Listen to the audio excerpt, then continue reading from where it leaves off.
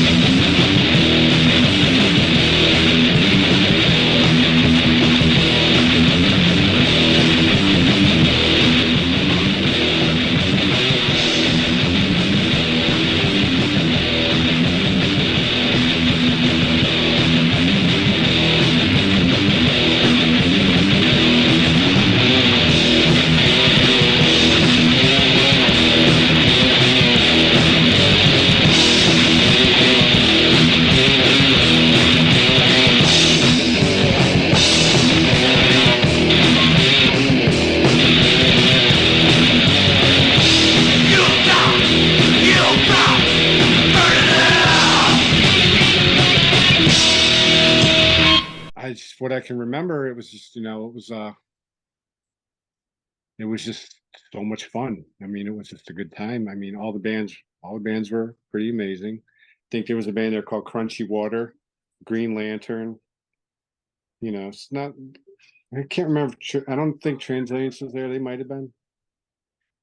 I got to look at the flyer, but all the bands were amazing. It was a lot of fun. Everybody was, good to each other and just having a great time. And I'm not sure if that was one of the food drive shows. I think it might have been, because always in the Jam for Man, you had to bring a can of food.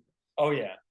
Which was awesome. That was really cool to help out less fortunate. I'm sure that was probably Brian Stewart. You know, he's a good guy like that. But you know, I don't know who you know, invented that, but I thought it was a really like kind thing to do. But the show, you know, it was incredible. We played well. I think I switched to the normal lyrics. We may, I don't know if we submitted like the censored lyrics that we were making as a joke, but I mean, I wish I can remember some of them because they were pretty hilarious. But you know, we had fun with it. But when we played, I just did the normal lyrics. No, you know, no, I don't think anybody really noticed because I mean, half of the adults back then didn't know what the hell we were saying anyway. No. You know. I mean, it's hard to figure out what you're saying, on most of the recordings anyway. Yeah. Yeah. I'm even having trouble remembering it, but I think I have lyrics written somewhere. So when I find them, Yeah, if let's I'm brave let's enough, get I'll some of send them those to you. lyric sheets. If I'm brave enough, they don't make me cringe too bad. But you know, hey, I was a 16-year-old kid. Oh, you should read some of my bad 16-year-old poetry, or not. You really shouldn't. See, I understand. I understand We've that all thought got completely. some. Yep. Those are the real skeletons in the closet. Yes, they are. Oh yeah. But I mean, it was a successful show and everybody liked us and you know, we did well. You know, it was a very fun and a rewarding thing to do. So beyond that, what were kind of Asphyxia's aspirations, or where did you see yourself going? What did you guys get to do out of those aspirations? Well, I think we played one show in DC at the Barbecue Iguana, I believe. Nice That barbecue was iguana, yeah. yeah. Do you remember that place or Yeah, I've yeah. I've heard a few people mention it too. And that was a death metal show. And like I mean, when high school was over, basically Asphyxia was over. You know, but Brian Gert went to college. He was our drummer. Brian Hutchinson went on somewhere, and it was Alex, Tom, and I left, and you know we formed into another band after that. But I don't associate with those guys anymore. They went down a path that I'm not, you know, not proud of. Not you know, it blows my mind actually. But you know, that's just I don't know. They're very. It's kind of embarrassing, but you know, I don't associate with those guys anymore. That's not my thing. We were in a band together in high school, and there was no, you Is know, is that how you felt at the time? I mean, is that why you stopped playing with them at that time, or honestly, Alex became kind of a control freak and made me do this on the vocals and that on the vocals. We had gotten a drummer named Mark Stauffer, who was amazing. And, you know, it was just Alex and Tom on guitar, not just one guitar. And we started turning into like a full blown death metal band. Like you know, we were like thrash kind of campy stuff in Asphyxia, but then like the other band got more, you know, as we called it Asphyxia at first, but then they changed the name. And then then we got more like heavy and, you know, evil type stuff, you know. But he got really like, you know, Alex did a vocal track and Tom did a vocal track and I did the others. And I was just kind of like feeling like almost getting pushed out. And then you know, I started, you know, dating this girl that happened to be related. So not to me, but you know. I don't know how comfortable I am going down that path with him, but I mean, you know, I basically quit. I just called up and said, "Look, I quit. You know, I don't want to do this anymore." So, you know, after high school, you know, we did a lot of how shows. old were you at that point? I want to say 18 or 19, probably 18, probably my late 18. You know, could be 19, but you know, and I just kind of we all went our separate ways. We never really even talked again. You know, we still had some same mutual friends, but you know, I mean, their band kind of got big, but their band got notorious too. And I was just like, oh, What it was the name of their band? was called Argos Lent. Okay. And they're, we don't share the same, you know, they're pretty hateful. So let's put it that way. So, Yeah. and it's not, Well, then I'm glad you're not associated with that. no, not at all. No, it's kind of a mind fuck for me because I'm like, how could people that I hung out with all day turn into that, But, you know, I just try to like not dwell on that and, We've all had friends or previous friends who have gone on and we stop being friends with them and they go on to do very weird things.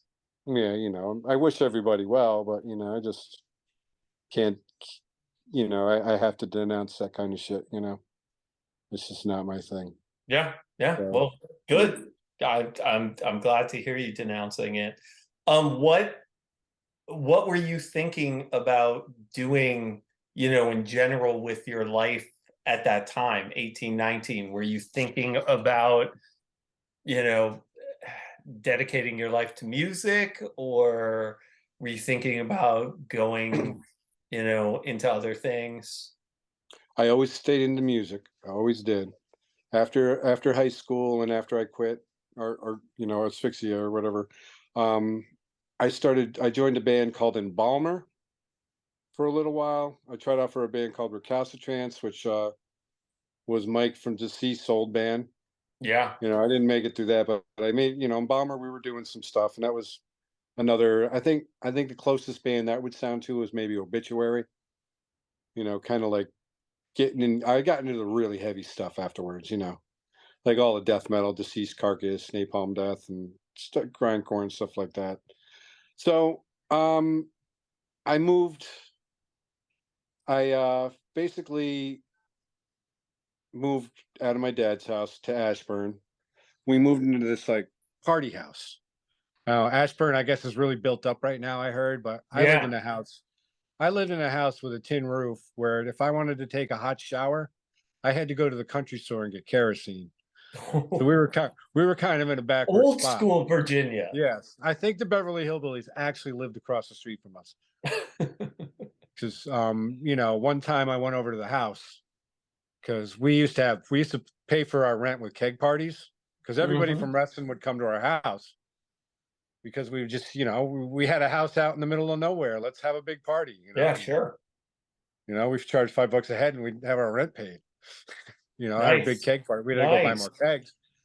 But we went over to the neighbors, basically had that type of porch, had the blocks, the cars on the blocks on the lawn, and the rocking chairs. I went over there with my roommate Dave. I said, Did they "Hey, have my the brother." shotguns? I'm probably, I'm believe me, yeah, I'm 100% sure, but I didn't see one. But I went over to the house and I said, "Hey, my brother's getting married," which was a made up story. I said, "We're having a party, for his, we're having a party for him. If you want to come over, talk to the neighbor." And the neighbor's like, "Hey, I'm hiring here, hiring here." I'm like, didn't understand a word he said. I'm like, "What?" And Dave started talking to him, and they were like talking, and I couldn't understand a word they were saying. And I'm like, "But I guess there's a dialect called Mountain." And believe me, it's a thing. It's I didn't understand a word what they were saying. They were slurring and talking, but I was like, come over if you want. So we had a party there, and we never had the cops come over there or anything like that. We're like, oh wow, this is great. They've even driven by us once and didn't do anything there. But anyway, one of my roommates, who I won't talk about, was into botany, and Mhm. he was growing some plants off of the property way back, and he happened to tell somebody that was undercover about it. So Whoa. the house got raided. And long story short, I was like, time to go to New York. I went back home. That ended my resting time. But So but that, I'm so that was not, mid 90s. That was like 90, I, 95 or about something. 94, probably 1994 is when I moved back. Yeah, somewhere around Okay. there.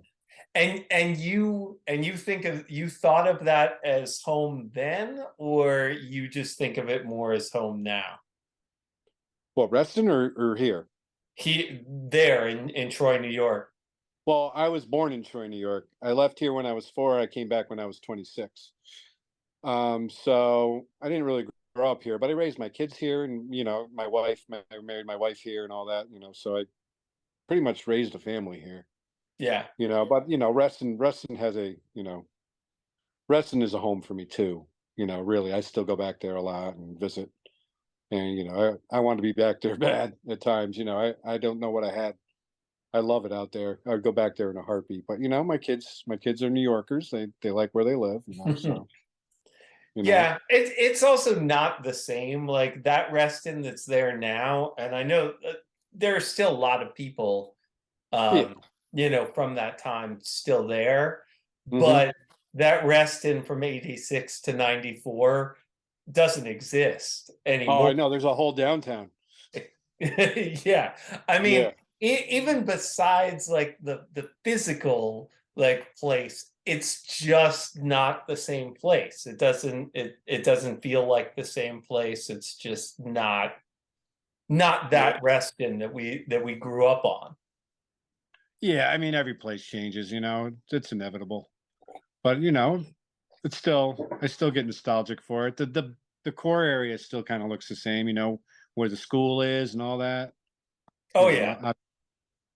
Obviously there's high-rise buildings there now, which is pretty amazing. And if we had a metro back then, oh my God, that would have been amazing. Yeah, I mean, just to be able to get into DC more often to Yeah, shows. absolutely. I would have been to DC every weekend. Yeah. Yeah, Uh, but it was did, close enough. did you make it to many shows out in DC? Like, was DC an extension of that for you, or? I went to the 930 Club all the time, the original one. Yeah, yeah. Yeah, I've never been to the new one, but I hear they moved it. But I used to go to the Worcest. That's right. You call it the new one. We all kind of think about it as the new one, but it's Yeah, probably been in that location now for for years. 30 years. Yeah, but I've never even seen it. Right. Because it's Yeah. I used to see shows. I'd go to like Baltimore to Hammerjacks. You know, obviously the arena shows. A lot of the bands I saw were a lot of thrash metal bands. Testament, Slayer, DRI, I believe. And the Carcass, Napalm Death, Obituary, Entombed. I stayed in resting out of high school for a little while.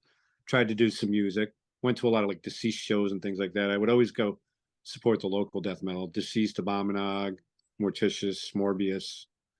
There was a band called Silence, and there was a big band from Maryland called Wrathchild America. I'd go to their shows a lot. I don't know if you remember them. Oh They yeah. had some MTV airplay. I know them. I know them for Yeah, sure. they're a good band. But I did a lot of that stuff. And when I went to New York, I formed my own grindcore / doom metal band called Greyland. That's where I picked up the guitar myself and started writing my own songs. And I did vocals and guitar. I'd play the guitar parts easy to where I was screaming over them, and then I'd do the more intricate ones when I wasn't playing. But Greyland lasted for a while. We played a lot of shows up here. We played with Avail. Avail was my first show, and that's the show I told you I begged them not to watch me because we were horrible, and we were. But we were also, we got better. We got better over the years and played with a lot of local bands out here, like my friend Section 8. I don't know if you've heard of them, but if you want to check out a great band from up here, check Okay. them. I mean, they sell out places when they play up here. They're freaking amazing. Divinity of loneliness.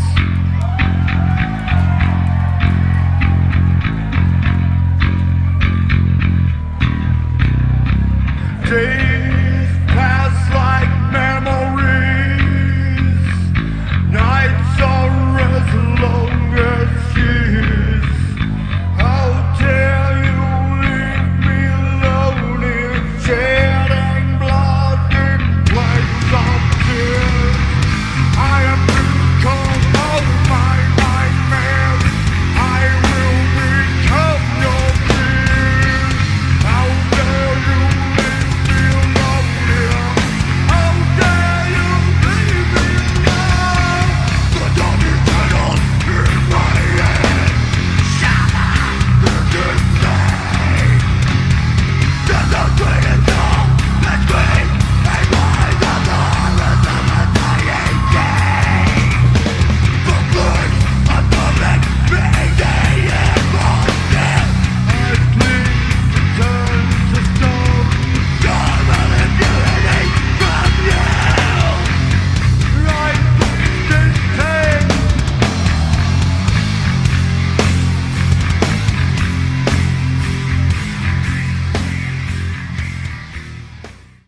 I'd say it's more in the vein of Life in Agony type, Life of Agony type band, down tuned as well, and just incredible singing and incredible guitar playing. But I've always kind of tried to stay into music, and then met my wife, and we had a child, and that was kind of, I thought that was it. I thought that was over. So I raised children for a while, and then at some point, social media came out, and then we I used to be very political on it. I don't do any of that anymore, but it used to be fun. So I'd fight back and forth politically with people, and I was talking to one guy, and oh, I caught some jokes the past couple days about the Chinese balloon. Oh, yes, I'm bad like that. Yeah, you're still poking the bear. Yeah, I am a little bit, but I try not to. I really, if I can't resist. There's a lot I resist, but sometimes I just can't resist. They're just so funny. I mean, it's like some of this stuff is so stupid, and that's what it's meant to be. Social media, you just should be funny. Yeah, you shouldn't take it seriously. I mean, social media, I love the fact that I've reconnected with almost everybody I wanted to reconnect in my life. That makes it cool. But I mean, there's good and bad for all of it. But just be funny on your social media. I even saw you playing some guitar on Facebook Live the other day. Yeah, I shouldn't have played that. I should have been. I'm a lot better now. I just picked up the guitar again. I hadn't played for a couple of years.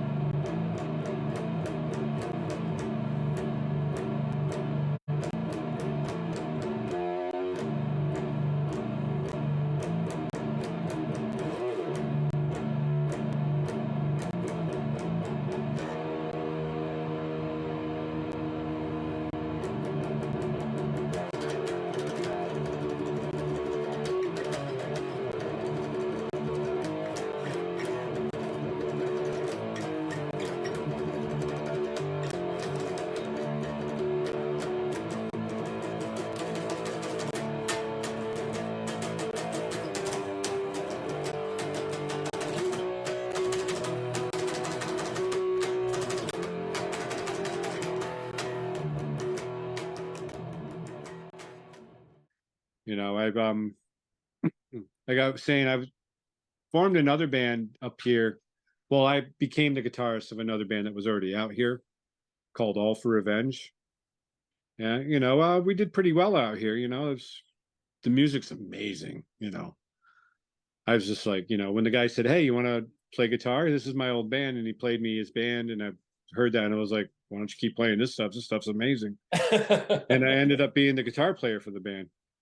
And my first show, we played this club called Bogies, and it was sold out. And I looked at the singer, and I'm like, all these people are here to see us. Yes!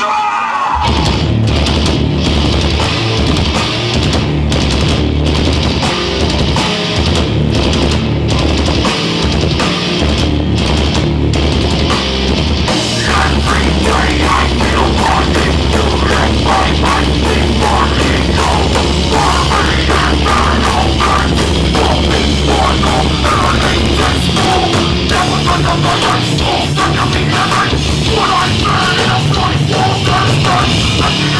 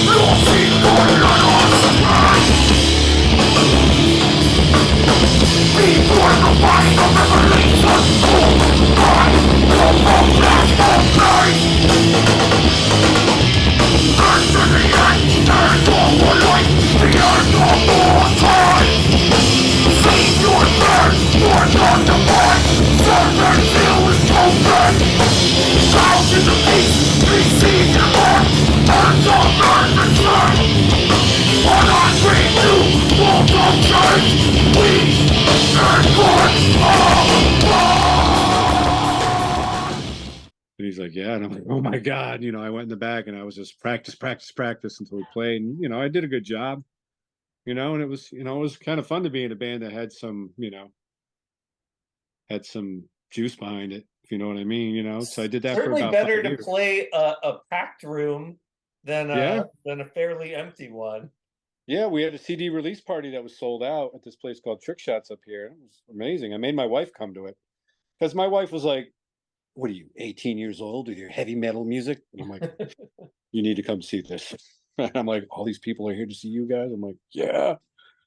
So it was like, it was like a gift later in life, It was a lot of fun. Yeah, So, absolutely.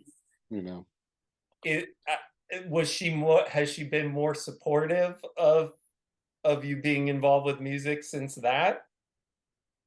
well, unfortunately, she passed away 3.5 years ago.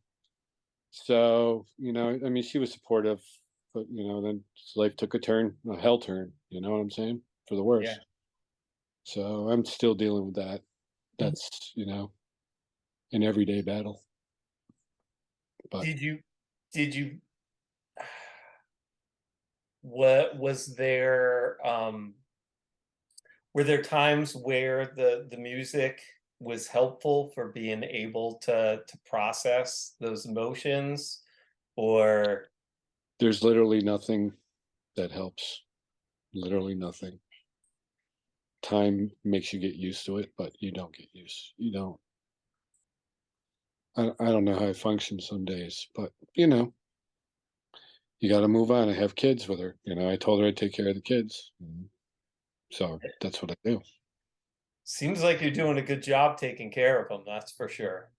Well, I appreciate that. I could always do better, but we're always hardest on ourselves, but it's really tough to come back from. I'm just starting to be I wouldn't say normal, but like I said, I'm getting used to it. It was swift. It was 3 weeks and she was gone. And just, life hits you in the face like a brick sometimes. And That's insanely fast. Wow. yeah, it was. My kids, it's not fair. My kids weren't even out of high school. My son just turned 21. It's not, it's really hard to be their parent and, accept the fact that they don't have a mom anymore. That's a whole other set of bullshit in your head. But, it's just takes time. You just can't. Yeah. You can't wrap your head around something like this. It's the person I'm supposed to grow old with. The person that, I could text her any stupid little thing and she'd text me any stupid little thing. And just to have that ripped out of your life, the person that you can just most comfortable with, it takes all the joy out of your life, and I didn't want to pick up a guitar. I didn't want to do anything. I just slept on the couch for literally 2.5 years. I'd go for my only thing that like helped me was going for a drive every day. And when you talk about music, everything changes when somebody like that you lose, like every song that you hear, changes its meaning. So literally, because every song's about losing your woman or, something like, and then, and you're not thinking about it and all of a sudden that, so music was hard for a little while, but, then I'd hit back to metal music because those lyrics aren't like that, or something like, so, but, I'm still here. Yeah. I mean, there's nothing anybody can say in a situation. So I'm not gonna try to say, I won't try to say anything profound or anything like that. But I at least, believe me, it's hard for everybody. At least you had it, like at least in that and what we were talking about before, like you had these things in your life that were amazing, that makes for a wonderful life, even with the pain that comes from losing those things, I'm grateful for my kids. I've got 3 wonderful kids that are amazing, And you know, they're pretty strong. You know, you know, they took a profound loss and, you know, showed me how strong they were, you know. They carried me through it, believe it or not, you know. I'm supposed to carry them through it, but it just caught me off at the knees. You know, just there's literally, you know, the shock's still there, you know. You just have, you know, all the, you know, like the worst moments of your life just go over and over and play in your head. Like when I had to tell them that they were going to lose their mom, that basically was like one of the worst moments of my life, and they're actually passing. So, you know, but you know, those things go over and over in your head for a while. It's less and less now because it's going to be 4 years in April, but still, the wound is still fresh. It doesn't, I don't know.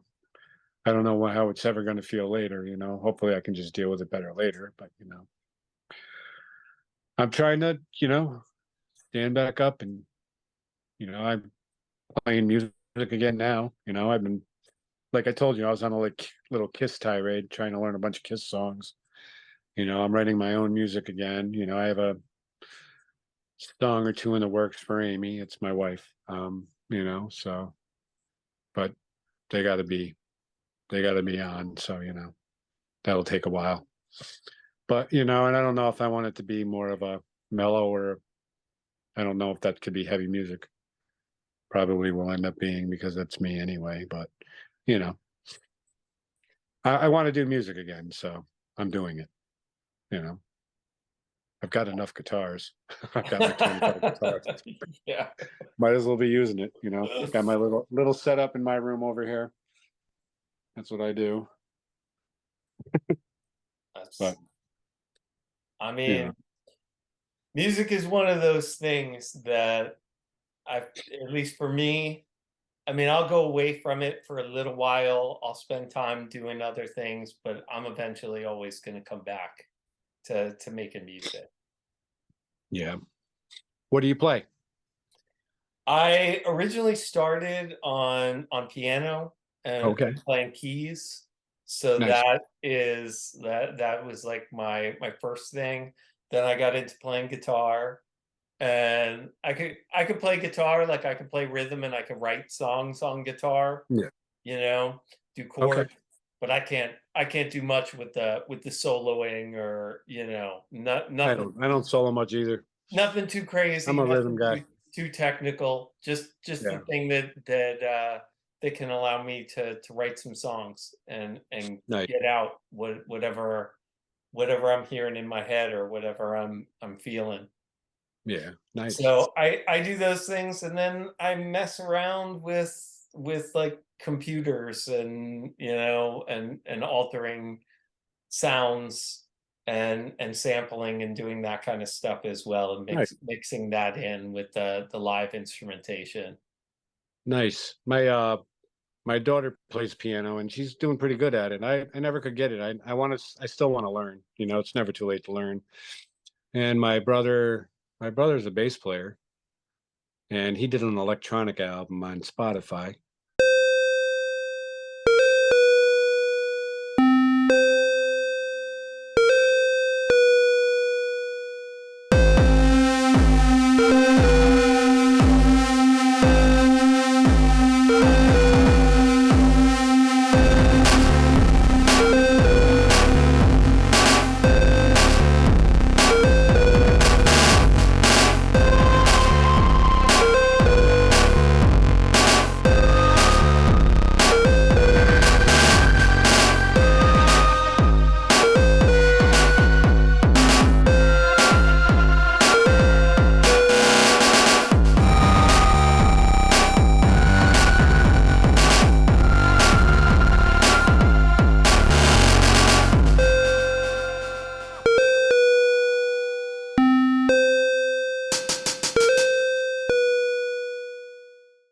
So, you know, my brother's like a world traveler.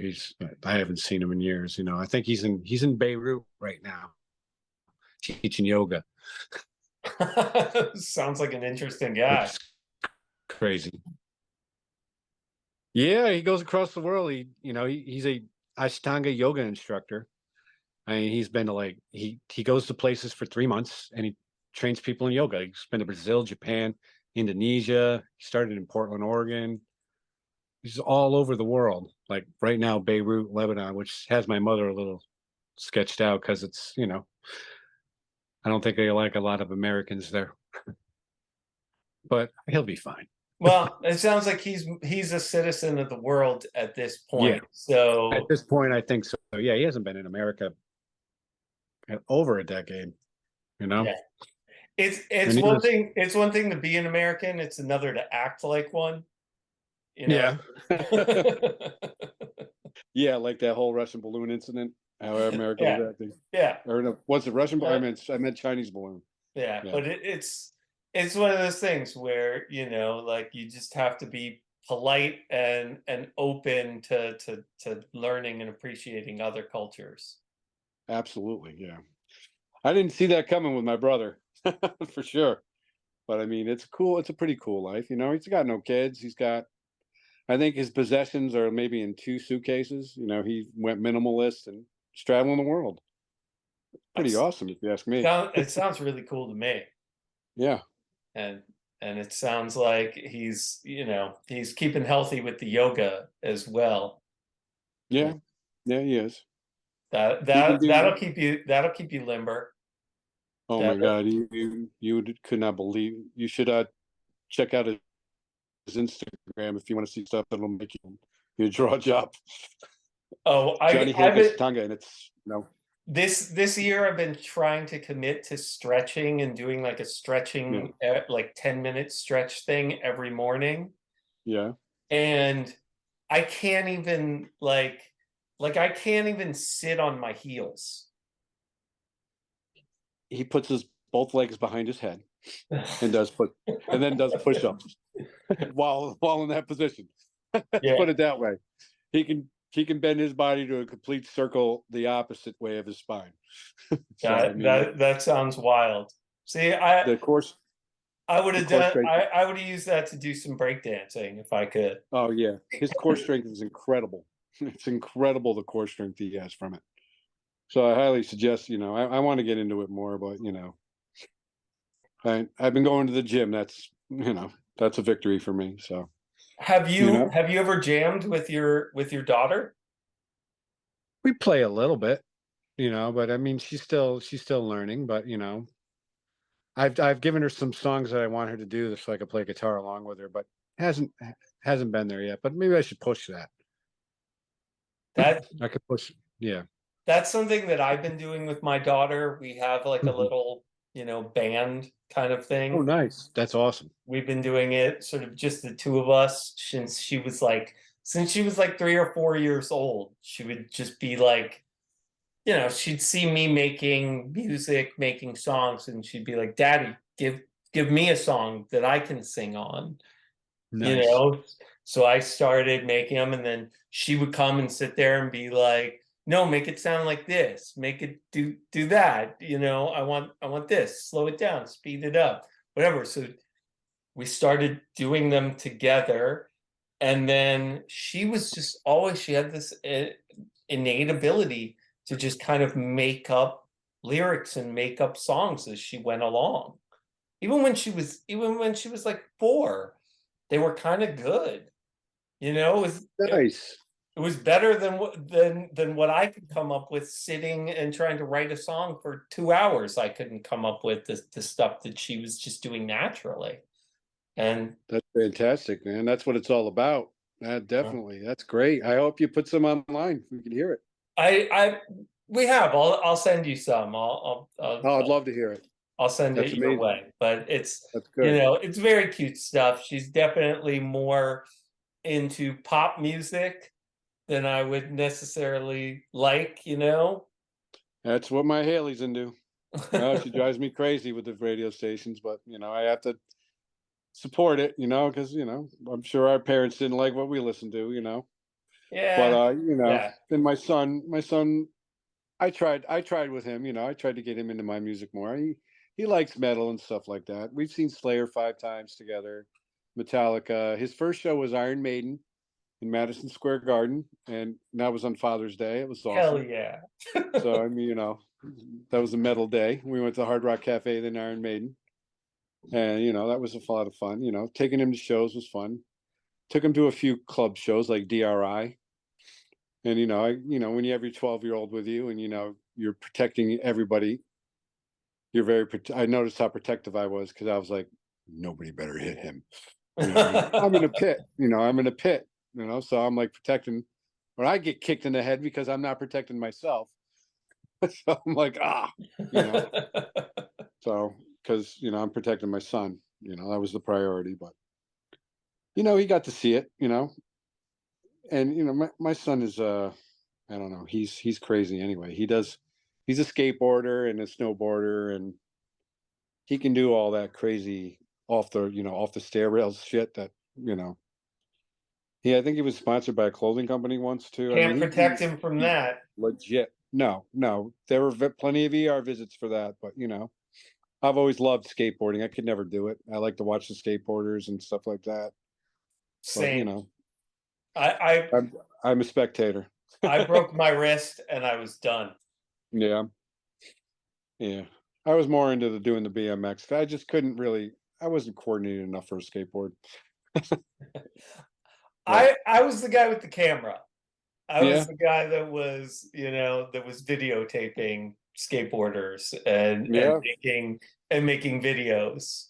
Yeah. And trying Nice. to make music videos and do Yeah. it from that end too. My son does have a lot of videos out there. He makes the videos too, and they're pretty funny. Unless he's getting hurt in them, because he makes those videos too. You don't like to see the kids get hurt, But he likes to slam his face on the mountain every once in a while, and that's an emergency room visit to me. Because he's a snowboarder too, and he does the crazy rail stuff snowboarding too. Oof. Yeah, so some guys will just they'll drop out of like a helicopter or whatever into just onto. Can you edit that out mountain. in case he watches this? Can you edit that out in case he watches this? I'm just joking. Don't give him any ideas. He did jump out of a plane last year, which Jesus, I couldn't do that. But he said it was scary going all the way up. Like, it was the scariest part was the plane going up. And I go, the scariest part for me would be actually jumping out of the plane. Yeah, I think I'd actually have a heart attack. Before the parachute opens would be the scariest part for me. Yeah, he said his face was being pushed back the whole time until the parachute went off. So it was like pulling his skin, and when he was free falling. So that doesn't sound like fun, Plus, I'd be paranoid until my parachute, seen too many Bugs Bunnies with the parachute were forks and knives instead of the parachute. Sounds like something you could write a good song about, though. Probably, yes. That's not a bad idea. Do you think your relationship to music has changed at all now that you're older? Well, I'm less closed-minded, I would say. I'm a lot less closed-minded, because if you're a musician, you're doing yourself a disservice if you don't try to listen to everything. I even try to listen to stuff from today.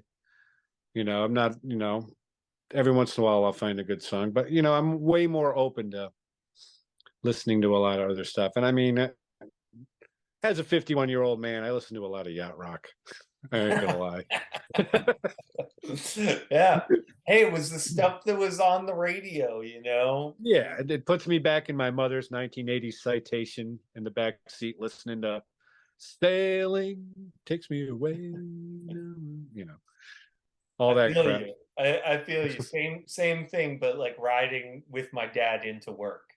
Yeah, exactly. So that's that music. Brings you back, makes you feel like a little kid. So. All right. Well, hopefully I can send you a bunch of the stuff that I've got.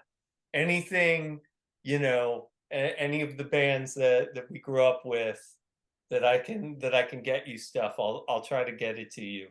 But a lot of that stuff the best way to hear it is just, going back through the back catalog of these episodes. Absolutely.